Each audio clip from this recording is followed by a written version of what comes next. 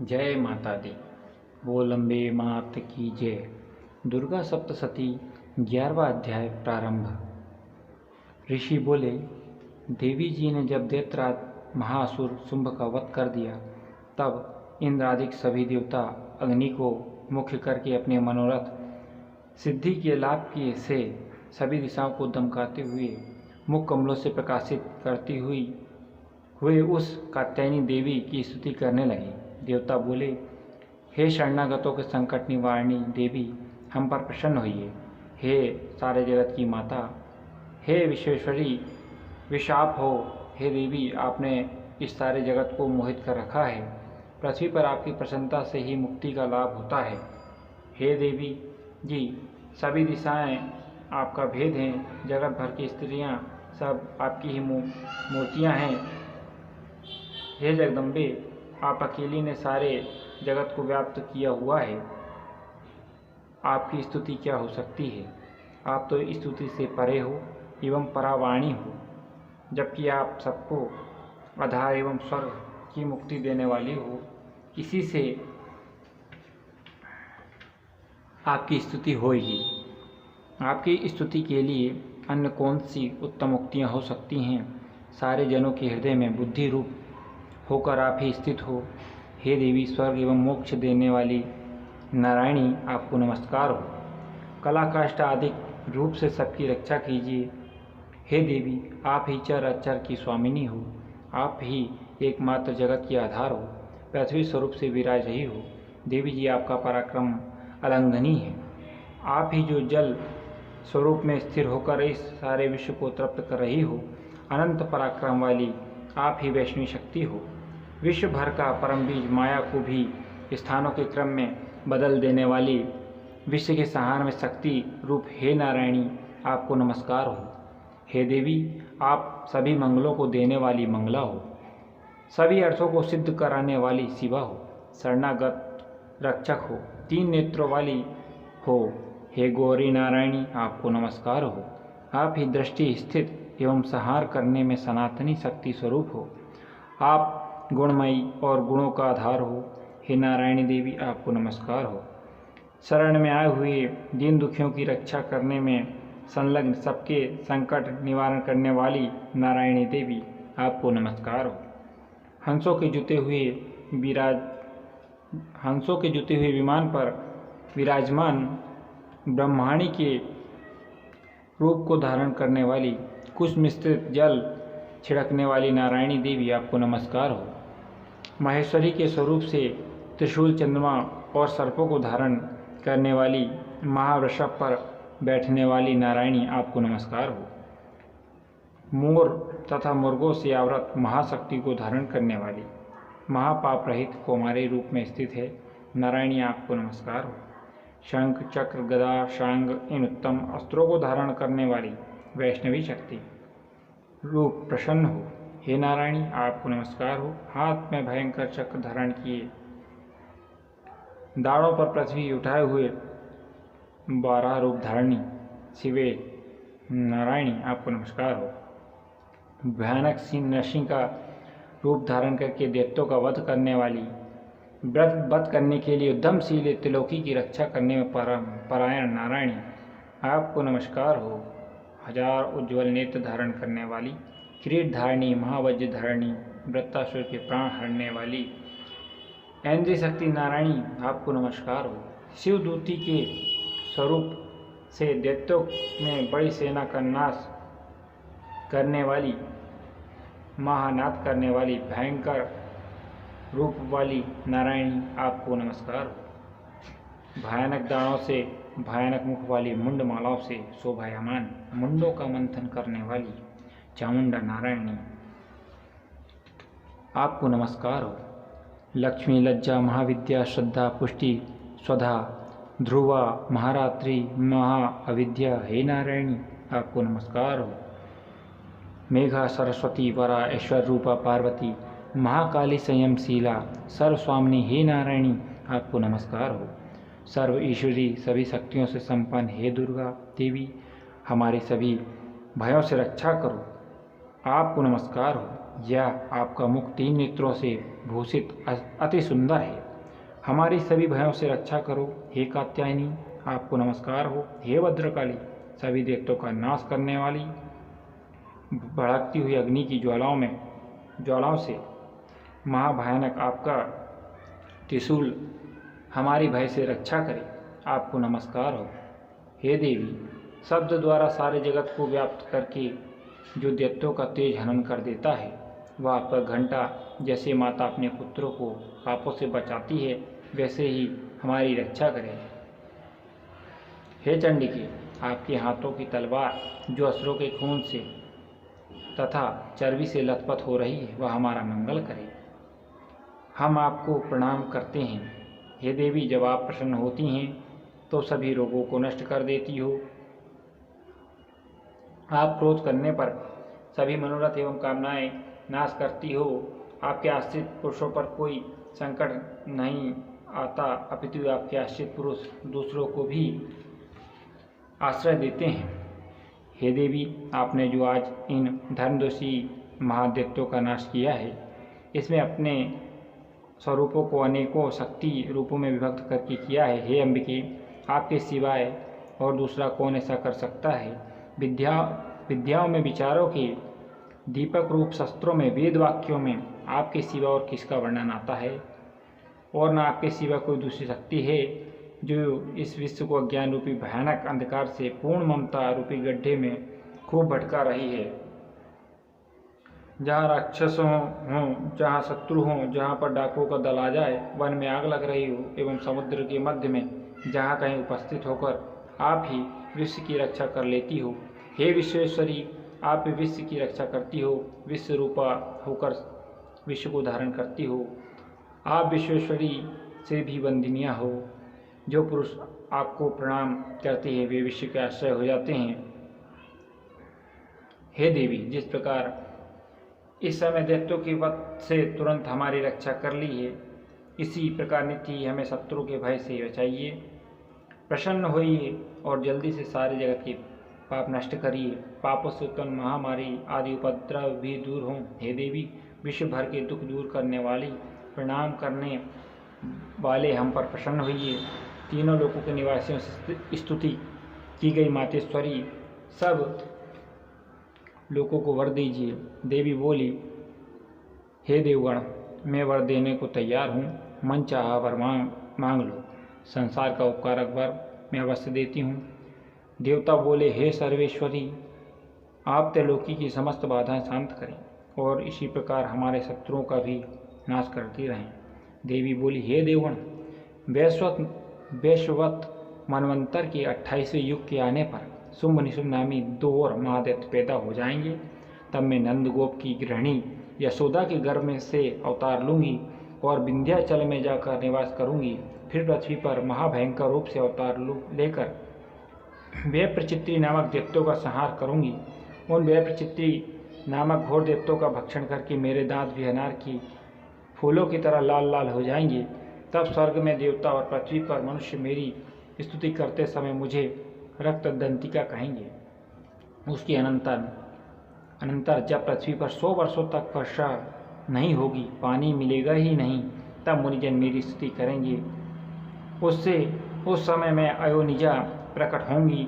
मैं 100 नेत्रों द्वारा उन मुनियों को देखूंगी। तब मनुष्य मेरा शताक्षी नाम से कीर्तन करेंगे।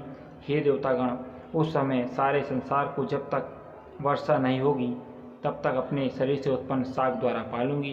पृथ्वी पर शाकंभरी इस नाम से विख्यात हो जाऊंगी। वहाँ पर मैं एक दुर्गम नाम के दैत्य का वध करूंगी। फिर मेरा नाम दुर्गा देवी इस नाम से विख्यात होगा। फिर जब मैं भयानक रूप धारण करके हिमालय पर रहने वाले राक्षसों का मुनियों की रक्षा के लिए भक्षण करूंगी, उस समय सभी मुनि भक्तिभाव से नम्र होकर मेरी स्तुति करेंगे। तब मेरा नाम भीमा देवी विख्यात होगा। फिर जब अरुण नामक दैत्य त्रिलोकी में भय एवं बाधाएं उपस्थित कर देगा, तब मैं त्रिलोकी की रक्षा के लिए 6 पंजों वाले असंख्य भ्रामरों का रूप धारण करके उस महासुर का वध करूंगी। उस समय मुझे भ्रामरी कहकर लोग सर्वथा मेरी स्तुति करेंगे। इसी प्रकार जब जब भी लोकों में दैत्यों द्वारा बाधाएं उपस्थित होंगी, तब तब मैं अवतार लेकर दैत्यों का नाश करूंगी। दुर्गा सप्तशती 11वां अध्याय समाप्त। प्रेम से बोलिए जय माता दी। बोल अम्बे मात की जय। दुर्गा सप्तशती 12वां अध्याय प्रारंभ। देवी बोली, जो पुरुष एकाग्र होकर इन स्त्रोतों से नित्य मेरी स्तुति करेगा उसकी सभी बाधाएं मैं निसंशय नाश कर दूंगी। और जो मधुकेटव का नाश, महिषासुर का घात एवं शुंभ निशुंभ इन दोनों का वध आदि का कीर्तन करेंगे और जो एकाग्र होकर अष्टमी, चतुर्दशी, नवमी तिथियों में भक्तिपूर्वक इन मेरे उत्तम चरित्रों का महात्म्य सुनेंगे, उन्हें किसी प्रकार का अनिष्ट स्पर्श नहीं कर सकेगा। न पापों से उत्पन्न आपत्तियाँ उन्हें दुखित कर सकेंगी, न दरिद्रता प्राप्त होगी, न प्रिय का वियोग होगा, शत्रु का भय नहीं होगा, लुटेरे तथा राजा से भी कोई भय नहीं आएगा, और शस्त्रों से, अग्नि से, जल राशि से भय कभी भी नहीं होगा। इसलिए मेरा महात्म्य एकाग्रचित्त होकर पढ़ना चाहिए एवं भक्ति से सदा सुनना चाहिए। मेरे चरित्र परम मंगलदायक हैं। महामारी से उत्पन्न सभी उपद्रवों तथा तीनों तापों को मेरा महात्म्य शांत कर देता है। मेरे जिस मंदिर में मेरा यह महात्म्य पढ़ा जा रहा हो उस स्थान का मैं कभी त्याग नहीं करती, वहाँ मेरा सदा निवास रहता है। बलिदान, पूजा, अग्निहोत्र एवं महोत्सव में इस मेरे सारे चरित्र का पाठ करें और श्रवण करें। इस प्रकार से विधि जानकर अथवा बिना जाने बलि, पूजा, हवन आदि जो कुछ भी करेगा उसे मैं प्रीतिपूर्वक ग्रहण कर लेती हूँ। शरत काल में मेरी वार्षिकी महापूजा की जाती है। उस अवसर पर जो मेरे इस महात्म्य को भक्ति के साथ सुनेगा उसकी सभी बाधाएं निवृत्त हो जाएंगी और वह धन, धान्य, पौत्रादि से समृद्ध हो जाएगा।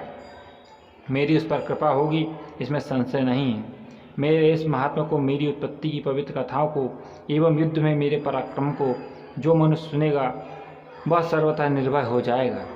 मेरे महात्मा सुनने वाले पुरुषों के शत्रु नष्ट हो जाते हैं, कल्याण प्राप्त होता है और कुल आनंदित रहता है। सभी शांति कर्मों में स्वप्न देखने पर, ग्रहों की दारुण पीड़ा होने पर मेरा महात्मा श्रवण करें, उसके सभी उपद्रव शांत हो जाते हैं, ग्रहों की दारुण पीड़ाएं निवृत्त हो जाती हैं, मनुष्य का देखा हुआ बुरा स्वप्न सुख स्वप्न हो जाता है। ग्रहों द्वारा पीड़ित बालकों के लिए यह महात्मा एक शक्तिदायक है।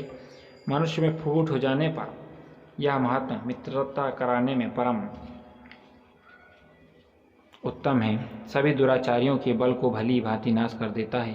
पढ़ने से ही राक्षस, भूत, पिशाच आदि का नाश हो जाता है और मेरा यह सारा महात्मा मेरी सनिधि प्राप्त करा देता है। पुष्प, अर्ध, धूप, गंध तथा उत्तम दीपों द्वारा मेरे पूजन से, ब्राह्मणों को भोजन कराने से, होम से, प्रतिदिन के अभिषेक से और भी अनेक प्रकार के भोगों के दान से, वर्ष भर जो मेरे अर्पण करके आराधना करते हैं, इससे जो मुझे प्रसन्नता होती है वही प्रसन्नता मेरे इस महात्मा की एक बार सुनने से ही हो जाती है। इसे सुनते ही सभी पाप नष्ट हो जाते हैं, फिर आरोग्य प्राप्त हो जाता है। मेरी उत्पत्तियों का कीर्तन तो सभी भूतों से रक्षा करता है। युद्धों में वर्णित मेरा जो चरित्र दुष्ट दैत्यों की नाश करने वाला है, उसके श्रवण करने पर पुरुषों को भेड़ियों से किसी प्रकार का भी क्षय भय नहीं रहता। हे देवतागण, तुम लोगों ने जो मेरी स्तुतियाँ की हैं एवं महर्षियों ने जो की हैं और ब्रह्मा जी ने की हैं, वे ही सभी मंगलमयी बुद्धि देती हैं। वन में शून्य स्थान पर अथवा वन की अग्नि से घिर जाने पर, शून्य स्थान में डाकुओं से घिर जाने पर, शत्रु द्वारा पकड़े जाने पर अथवा वन में शेर, चीता एवं जंगली हाथियों के पीछा करने पर, क्रोध में आकर राजा ने वध की आज्ञा दे दी हो या खेत में पड़ गया हो अथवा महासमुद्र में जहाज पर बैठने के बाद भारी तूफान आ जाए, उससे जहाज डगमगाने लगे, ऐसे अवसर पर घोर संग्राम में शस्त्रों का प्रहार होने लग जाए, सब प्रकार की बाधाएं पड़ रही हो, किसी महापीड़ा से आकुल हो, इस प्रकार की सभी घोर विपत्तियों से इस मेरे चरित्र का स्मरण करने वाला पुरुष छूट जाता है। मेरे प्रभाव से शेर आदि हिंसक, डाकू तथा शत्रु मेरे चरित्र के स्मरण करने वाले पुरुष से सभी दूर भाग जाते हैं। ऋषि बोले, इतना कहकर भयंकर पराक्रम वाली भगवती चंडिका सभी देवताओं को देखते देखते वहाँ पर अंतर ध्यान हो गई। वे सभी देवता निर्भय होकर पहले के समान अपने अपने अधिकार प्राप्त करके जिनके शत्रु नष्ट हो चुके थे, यज्ञ भोक्तों के भोक्ता हुए। बाकी दैत्यों का हाल सुनिए। जबकि देव शत्रु शुंभ युद्ध में मारा गया जो शुंभ जगत के विध्वंस करने पर तुला हुआ था, भयंकर पराक्रमी दैत्य था, उसके मारे जाने पर और फिर महापराक्रमी निशुंभ के भी मारे जाने पर बाकी बचे खुचे दैत्य पाताल में भाग गए। हे राजन, इस प्रकार भगवती जगदम्बिका नित्य स्वरूपा देवी पुनः पुनः प्रकट होकर जगत की रक्षा किया करती है। यह देवी जी विश्व का मोहन करती है, वही जगत को पैदा करती है, उसी के आगे प्रार्थना करने पर संतुष्ट हो जाती है, फिर विज्ञान एवं रिद्धि प्रदान करती है। हे राजन, उसी ने ही सारे संसार को व्याप्त कर रखा है। महाप्रलय काल में महामारी के स्वरूप से ही यह देवी ब्रह्मांड भर में व्याप्त हो जाती है। अजन्मा होते हुए भी वह षष्ठी रूप हो जाती है। वही सनातनी देवी समय समय पर प्राणियों की स्थिति किया करती है। मनुष्यों के उन्नति के समय में वही देवी घर घर रिद्धिदायिनी लक्ष्मी रूपा हो जाती है। फिर अभाव के समय विनाश के लिए दरिद्रता भी बन जाती है। पुष्प, धूप, गंध आदि सामग्रियों से पूजी हुई फिर स्तुति करने पर यह देवी धन, पुत्र, धर्म में मति, शुभ गति आदि प्रदान करती है। बोली अम्बे मात की जय। दुर्गा सप्तशती 12वां अध्याय समाप्त। जय माता दी। दुर्गा सप्तशती 13वां अध्याय प्रारंभ। ऋषि बोले, हे राजन, इस प्रकार मैंने देवी जी का उत्तम महात्म्य तुम्हें कह सुनाया। जिसने इस जगत को धारण कर रखा है वह इस प्रकार के प्रभाव वाली है। वह देवी विद्या उत्पन्न करती है। उसी भगवान विष्णु की माया ने ही राजन तुमको, इस व्यस्त को तथा और भी विवेक जनों को मोहित कर दिया है। यह पहले भी मोहित थे, फिर आगे भी मोहित होंगे। इसलिए हे महाराज, तुम उस परमेश्वरी की शरण में जाओ, क्योंकि वही देवी इस प्रकार आधारित होकर मनुष्य को भोग, स्वर्ग एवं मोक्ष आदि प्रदान किया करती है। मार्कंडेय जी बोले, इस प्रकार ऋषि के वचन सुनकर उस राजा सुरथ ने प्रशस्त व्रतों का पालन करने वाले महाभाग मेघा महर्षि जी को प्रणाम किया। वह राजा जो ममतादायक राज्य के छिन जाने पर बहुत ही खिन्न हो चुका था, तुरंत ही तप करने चला गया। हे महामुनि, वह वैश्य भी तप करने चला गया। अंबिका के दर्शन के लिए नदी के किनारे बैठकर तपस्या करने लगे। वह वैश्य देवी जी का परम उत्तम सूक्त का जप करने लगा। इस प्रकार उन दोनों ने देवी आराधना के लिए नदी के किनारे मृत्तिका से देवी जी की मूर्तियां बनाई। फिर पुष्प, दीप, धूप, हवन, तर्पण आदि से धीरे धीरे आहार थोड़ा करते हुए निराहार होकर एकाग्रता से देवी जी में मन लगाकर एक चित्त होकर देवी जी की आराधना करने लगे। उन दोनों ने बलि प्रदान के समय अपने अंगों के रुधिर का भक्षण किया। इसी प्रकार संयम पूर्वक 3 वर्ष पर्यंत आराधना करते रहे। तब तो जगत को धारण करने वाली देवी ने प्रत्यक्ष होकर दर्शन दिया। और तब राजा से चंडिका देवी जी बोली, हे राजन, हे कुलनंदन, तुम दोनों जिस अभिष्ट की प्राप्ति के लिए मेरी प्रार्थना करते रहे हो वह मुझसे मांगो, मैं प्रसन्न हूँ, तुम्हें सब कुछ दूंगी।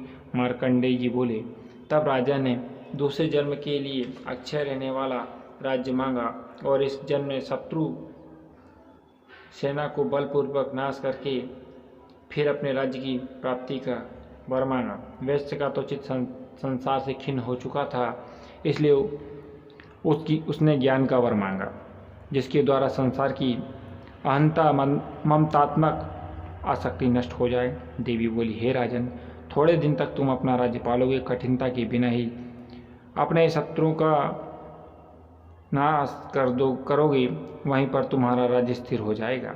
फिर देहांत होने पर सूर्यदेव के अंश द्वारा जन्म पाकर इस पृथ्वी पर तुम सार्वणिक नाम के मनु होगे।